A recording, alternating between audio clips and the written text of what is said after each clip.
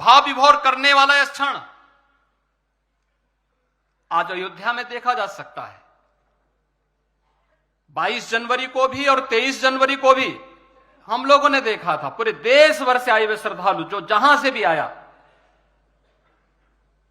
क्या भावनाएं थी और किस रूप में उमड़ती हुई दिखाई दे रही हैं। दर्जनों पीढ़ियां चली गईं, एक ही कामना के साथ, एक ही तमन्ना थी कि अयोध्या में प्रभु फिर से अपने मंदिर में विराजमान हो जाए, उसका भव्य मंदिर बन जाए।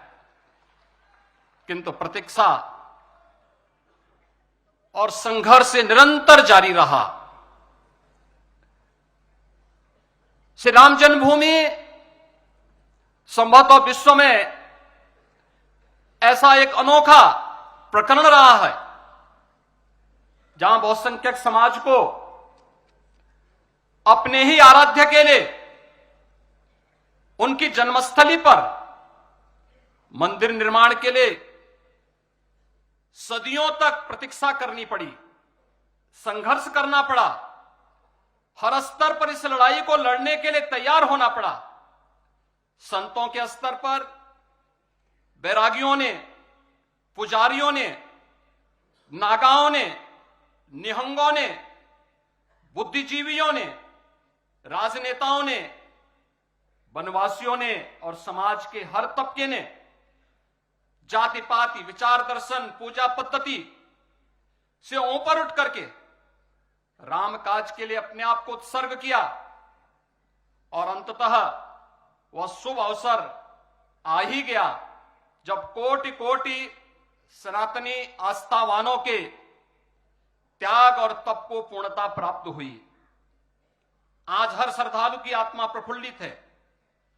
और इस बात से भी पूर्वजों की साधना को सिद्धि में बदलने के लिए और मंदिर बनाने का जो संकल्प था और जहां संकल्प था मंदिर वहीं पे बना है, इसके लिए भी भारतीय जनता पार्टी का यह राष्ट्रीय महाधिवेशन अपने यशस्वी प्रधानमंत्री जी का हृदय से अभिनंदन करता है, उनका स्वागत करता है और आभार व्यक्त करता है। पिछले 10 वर्ष के अंदर पूरे देश के अंदर विकास की जो गति बढ़ी है, अगर उसकी स्पीड आप देखेंगे तो हम सबको बहुत एक नए आत्मविश्वास के साथ भरता है। हम सब जानते हैं यहां पे स्टार्टअप की बात पहले से आई थी। आज पूरे देश के अंदर हम सब देखते हैं कि जो देश के अंदर पहले जिनकी संख्या बामुश्किल सैकड़ों में थी, आज 1,20,000 से अधिक स्टार्टअप भारत के अंदर है। यही नहीं, भारत के अंदर माननीय वित्त मंत्री जी ने बताया कि जो भारत 2014 में दुनिया की 10वीं बड़ी अर्थव्यवस्था माना जाता था और ये माना जाता था कि भारत का कोई स्थान नहीं, आज दुनिया की 5वीं बड़ी अर्थव्यवस्था के रूप में तो भारत है ही, प्रति व्यक्ति आय को भी भारत दोगुना करने में सफल हुआ है। रेलवे के इंफ्रास्ट्रक्चर को लेकर के जो कार्य हुआ, रेलवे लाइन देश के अंदर इस दौरान जिस रूप में बढ़ाने का कार्य हुआ, वह 22,000 किलोमीटर जो थी वह 10 वर्ष में बढ़कर के 55,198 किलोमीटर की हुई और वंदे भारत और अमृत भारत जैसी ट्रेनें आज भारत को वर्ल्ड क्लास पब्लिक ट्रांसपोर्ट की एक बेहतरीन सुविधा के रूप में हम सबको मिली है। आज भारत के अंदर सड़कों के निर्माण के रूप में अगर आप देखेंगे, हाईवे आज जिस गति से बढ़ रहे हैं,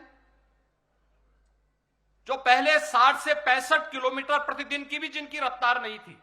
आज 130 किलोमीटर पर डे के हिसाब से भारतीय जनता पार्टी की प्रधानमंत्री मोदी जी के नेतृत्व की सरकार ने